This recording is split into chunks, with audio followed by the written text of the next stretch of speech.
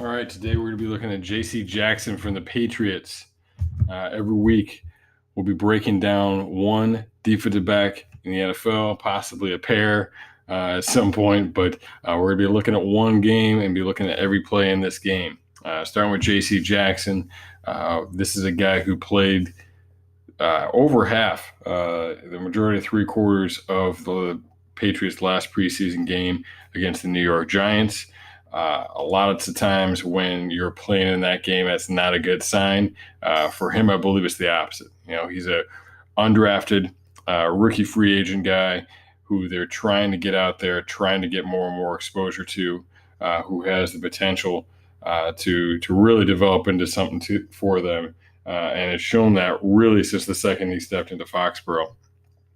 So to start things off, taking a look down here at the bottom.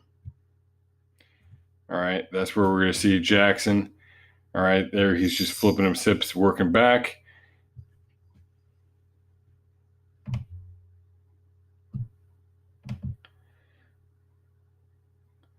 Okay, so the play goes away. So not getting too much on that. All right, on this next one, he's going to be on the bottom throughout this quarter. All right, he's lined up a little bit tighter. We can see his eyes that he's mirroring and the way he flips his hips and stays with the receiver there. All real good. That's how you're going to want to look when you're up there and you're missing. As we get into second down now here, again, he is on the bottom of the screen. Starts to back off a little. All right, crack action. Looking as a secondary contained player, comes off and gets his chest on and makes a good high tackle on that, finishing off Gallman on that one. So that's a good rep for him here in run support. Now it's the 3rd and 4 situation here. Okay, now lined up on the slot on the top. Guy goes to the out. He does get a little bit caught up in the mess there. He gets a little bit caught up in the mess. The ball goes the other direction, but a little bit caught up by the two routes crossing there. And we're going to see that's going to be something that later on is going to cause him a problem as well, staying with things when routes do cross. We go over here now into the next drive. Okay, so again, it's going to be back on the bottom of your screen. Number 34. He's 27 in the regular season. You can't have two players wearing 34, but he's 34 in the preseason here. You see he's lined up tight once again on that receiver. Okay, gets off of him. All right, that guy goes to the inside release, with him. Gets off of him. Obviously, the play is going away. Not really able to get involved in any way there. But he's showing some physicality, showing that he can do some good things to try and get off a block. Again, on the bottom here, playing tight. All right, good feet, eyes on the hips. All right, and his eye gets right to his hip. He plays with real good position on. We'll take that back here for a second. Dealing with the broadcast film here, not the all 22 in the preseason, unfortunately. All right, but we're going to see him right here. As he transitions, his eyes are right on that receiver, and he's trailing just behind him. You always want to be just behind the receiver when you're playing him tight like that, because if you're level, that gives them the opportunity to break off and be able to cut off their route short, and then they're catching the ball behind you. You keep running down. Obviously, you don't want to get beat deep, but you don't want to get beat underneath either. The main purpose of things is don't get beat. All right, that's not going to help you out there if you're running past them. Again, on the bottom of the screen here. All right, they're engaged in blocking. Okay, not shying away from contact, not trying to run away from anything. Engaged with the receiver there. Not shying away from that physical contact at all.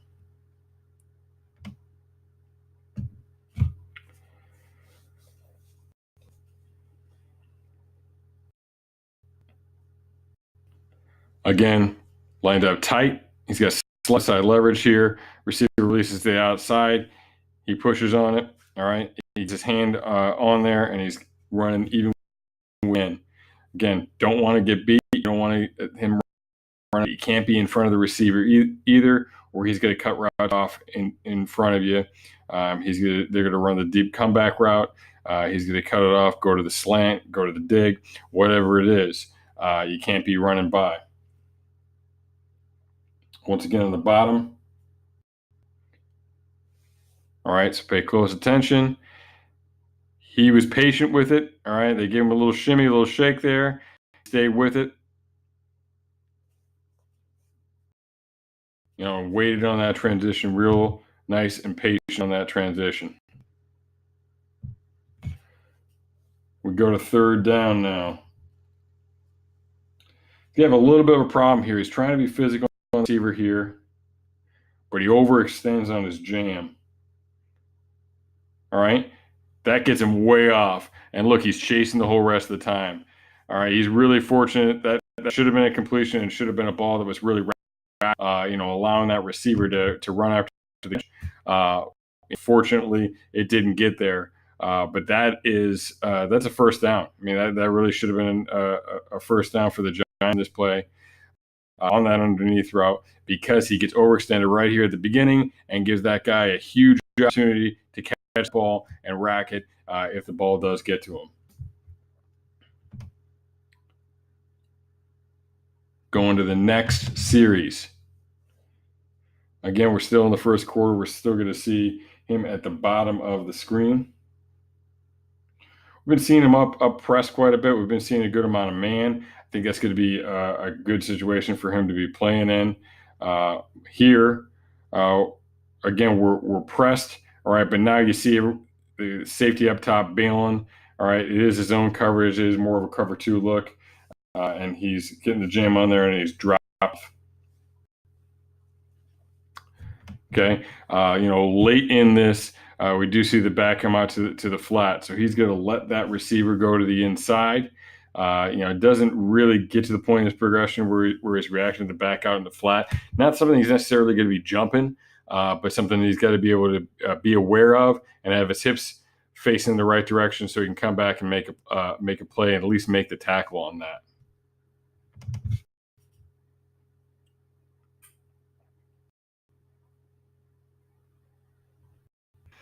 All right, so this is going to be a cover three look. The big differences you're going to notice, he's not going to be turned to the man. All right, he's going to play looser, and he's looking to the inside towards the quarterback. All right, and he's in really good position. He makes the play on the ball and makes the pick on this play. The big distinguishing factor, when you're playing man, you want to turn to the man, you want to look to the man, you don't want to take your eyes off the man. When you're playing zone, you're to zone turn, not man turn. You zone turn to the quarterback. In zone coverage, you don't want to take your eyes off the quarterback. All right, so he drops off. He maintains good position on it. All right, and he's keeping his guy in a position where that receiver is not really able to give him some room. All right, receiver's really far, really close to that sideline. That creates a very tight window for that quarterback to try and put that ball in, which creates a great opportunity for a pick. So he leans on it to the outside. He ends up becoming basically the receiver in that situation, and he comes away with the pick on Laletta. So one thing to keep in mind with this film of what we're looking at, as we take another look from a tighter angle here, and see he does turn to the receiver there. All right, gets his eyes back around and gets in good position with it. All right. But yeah, I mean, we're not seeing OBJ in the field. We're not seeing Eli out there. This is against backups. This is against young guys. So obviously he's going to have to be able to make that transition when he does get a chance to go on the field, against the ones as in a starting role at some point. All right. So here we are. Now this shows you one of the dangers of man coverage. When you're in man coverage, it's not a good situation for the run if somebody gets blocked or if somebody's out of position. In zone, really everybody's looking at the backfield, everybody's looking at the quarterback, everybody can react to the run. In man, you got to be on your man, and you can blitz, you can put somebody in every gap, but if somebody ends up being picked up, accounted for in a way that isn't expected, it's going to cause you problems. Here, the defensive end is going to get caught up inside, so there's not really an edge player because his corner's going to bail out with that receiver. And even whoever's playing man on the back isn't going to be there because this isn't the back. This ends up being the reverse. So this puts him in a really tough situation. We're playing man on a guy who's moving around the formation. He hightails it all the way around the formation, keeps tracking on him, all right, gets on there and is able to push him out of bounds. That's a gain of 7, which normally you wouldn't think of as that's a very good play for the defense, but that's a good play for Jackson here. You can't really expect too much better out of him when he's in a bad situation like that. All right, so he's playing off here, a little slow to engage. Doesn't really seem too excited about getting involved in that. But he's a pass first player. He's got to see blocks take place. He can't just run up there in the run game as a pass first player. You got to see the blocks take place, make sure it's not a play action, make sure it's not a flea flicker or something else crazy going on like that. That is going to be the end of the first quarter. So now we're going to see him flipping over. We will see Jackson lined up on the top of your screen for this quarter. All right, so he's up here at the top. All right, we're gonna see his hips as he transitions here. All right, real short little steps, transition with his feet. And again, you can see, even though he's running out of the screen right away, as you look at it real quick in these situations, when he's flipping his hips, he's maintaining good position, getting right like a half step behind and inside the receiver right on his hip. All right, that's a great position. That's exactly where you want to be in the receiver. You're not getting burned. You're not letting them run by you, but you're also not creating the opportunity where you can cut inside you, create an easy completion and something that's going to be rackable that he's going to be able to gain more yards on. Just because it's a short pass doesn't mean it's a short gain. You've got to be in position to make tackles on those things. And if he's wide open on that and you're not in position to make a tackle, that's going to be a problem. All right, so now he's bailing out here in cover 3, and then reacting to the completed in front of him. You'd like to see him get a little bit involved in that tackle. He kind of gets in there late, but either cleaning it up or trying to pop a hand and get the ball out. Definitely nice to see some of that, but that's kind of some next level stuff. Stuff that he can work on, help take his game really up to the next level.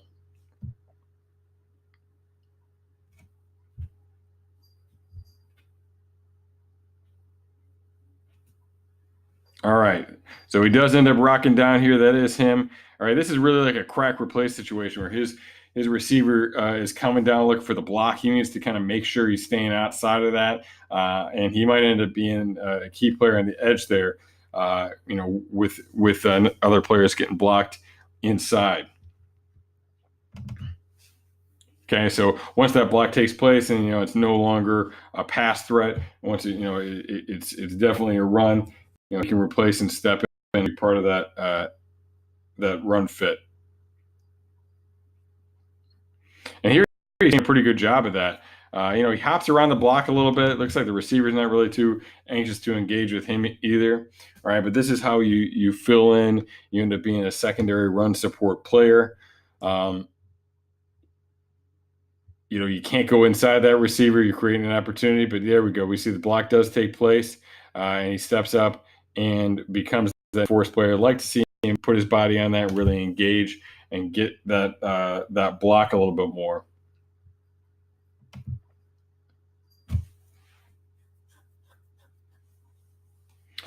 All right, so we're going to see an issue here. Again, he's up at the top. Make sure we're looking real close.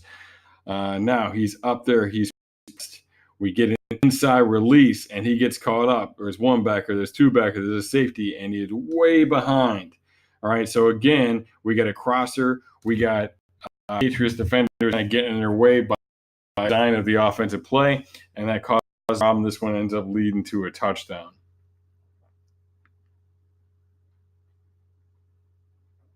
Okay, so really kind of being able to to affect that release a little bit, maybe getting his hands on him. He's trying to stay tighter with that and run underneath those backers to put him in a better situation. He's hustling at the end, trying to make away with it. To be honest with you, that's something that's tough to really be able to account for. And the scheme should account for it in some way. But really being able to flatten out that route and keep it underneath and stay underneath that linebacker is going to be able to put him in the best situation. But when he nearly runs to that linebacker, as you see, he's in trouble. The whole thing's in trouble at that point.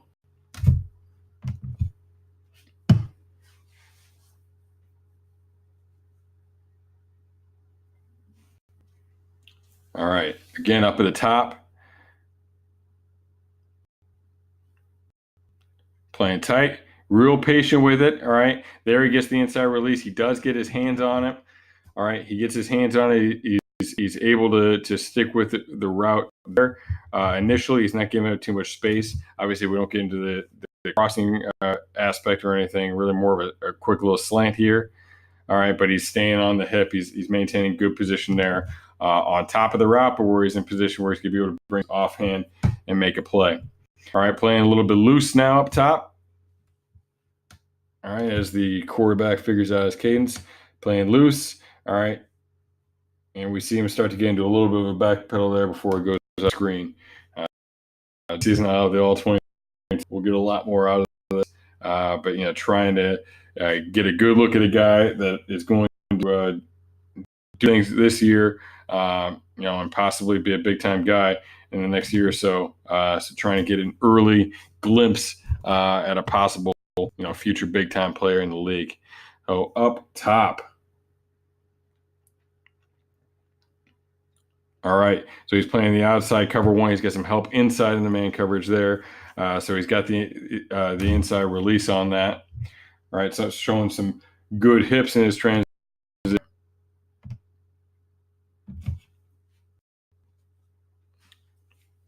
Up at the top here, we're going to have the run action going away. Again, the receiver doesn't really seem that interested in engaging with him, and until that receiver. It could still be a play action. It could still be a flea flicker, a reverse pass, a double reverse pass, anything along those.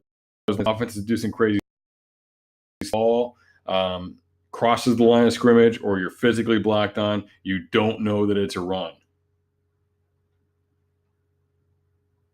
All right, and again another run here.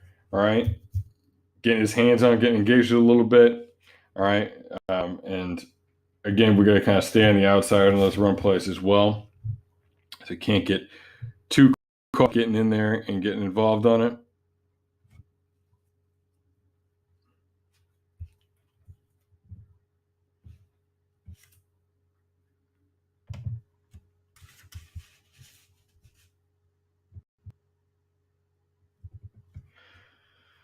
We're going to see another loose man look here. All right. Once again, the Giants are looking to run the ball here. Okay. So again, he's going to stay outside of that receiver. Whether he's trying to block on him or not, he's got to stay outside of that in case anything gets crazy and bounced outside of him. Once that declares, he can be a secondary contained player coming in, but he always wants to make sure that there's not a situation where he's going to get blocked in and there'll be anybody outside of him. You never want to be beat when you're the last guy in any direction, whether it's vertical or horizontal. All right, so we're going to see a good look here, how he flips his hips, stays right on, right on the hip of the receiver here. All right, so you'll see that up top.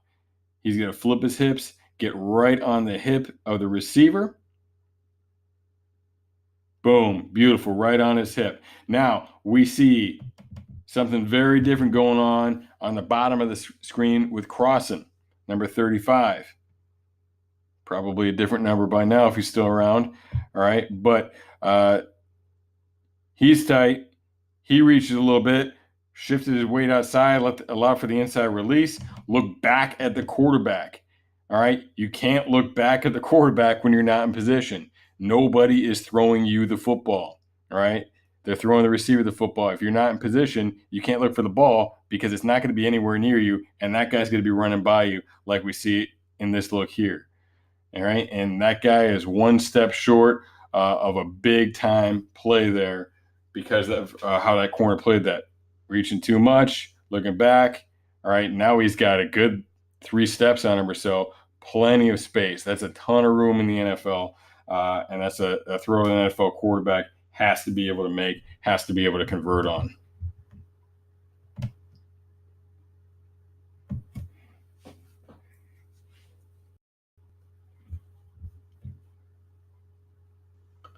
All right, again, watch his hips. Flipping his hips, getting in phase. All right, now he gets out of phase and he gets himself into a bad situation on this one. All right, and we're gonna wait here. They're gonna go over to an alternate view. Okay. All right, he turns with him all right. Now loses ground, loses his position. But what does he do? He keeps his eye on the man. He keeps running to the man. All right, and then he puts his hand out to make a play in between his hands. Now, sometimes you're going to get called for something like because he puts his hand on the man. Now, pretty close to the time of the ball, so he survived it. All right, and even so, who cares? If he gets called for that, guess what? Not a touchdown. You can live with that. All right. When you're beat, you got to keep running to the ball, and you got to make sure that you don't give up a touchdown on a play like that. Okay, so that's a real good job. That's a big boy, big boy way to play that. All right, looking up top. Again, really gets beat from the jump. All right, I don't know if he's tired from the play before and he's not focused on his technique or what the story is, but that's not good. All right, he reaches, he gives up ground, he has a poor transition, and he is not in good position because of all of that.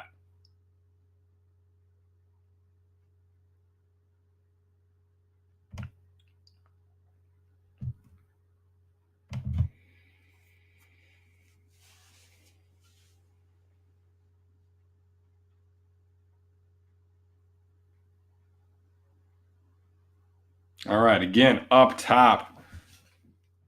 Gets his hands on here in the run game. All right. Run game goes inside. He maintains the position, should be in on it. Again, playing up tight. Mirrors with it, brings that inside hand around, getting that on the hip. All right. And, in the NFL, you can only do so much with your hands. This isn't something overly physical, and obviously it's within the first 3 yards here. But as he's flipping around, bringing that inside hand around is a great way to help you move your hips, get your hips around. All right. And also with the discipline, to take that as kind of an indicator. You're flipping your hips around, getting that inside, that left hand onto his hip, and then you bring your eyes with that hand. That helps you get where you want to be, where you want your eyes to be looking when you're running with a man in man coverage.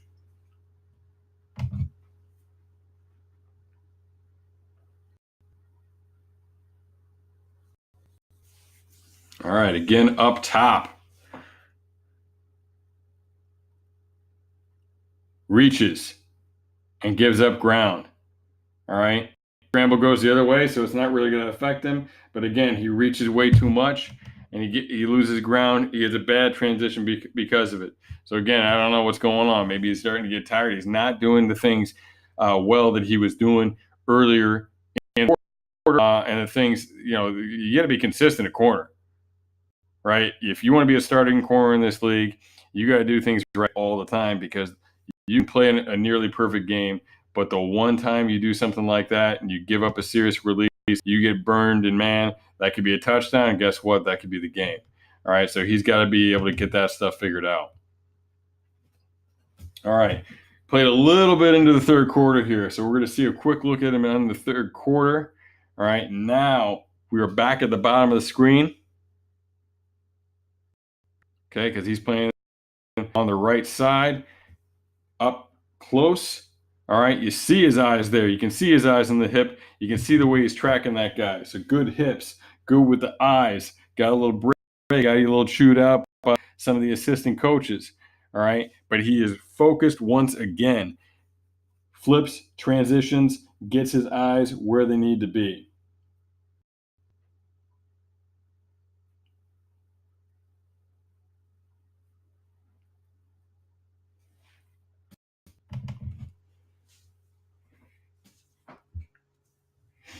All right. There's an official timeout there, getting the player out the field. All right. Now, again, at the bottom, flips his hips a little too early, gives up that inside release. Okay, so not being quite as patient. All right, we'll see his hips open up. I'm going to try and pause this for you.